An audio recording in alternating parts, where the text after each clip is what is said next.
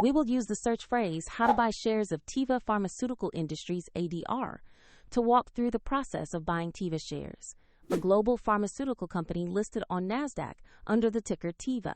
This video is educational only and not financial advice. To trade, you need a broker, and we'll use eToro as an example to show the workflow. After registering, you must verify the account with an identity document and add funds before you can buy. Use the platform's search bar and enter the ticker TEVA to find the company listing. Make sure you select the result that matches Teva Pharmaceutical Industries ADR.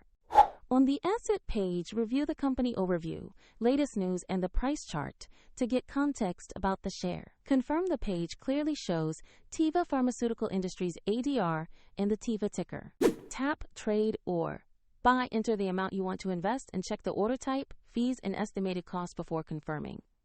If the market is closed, the order may be queued or set to execute at market open.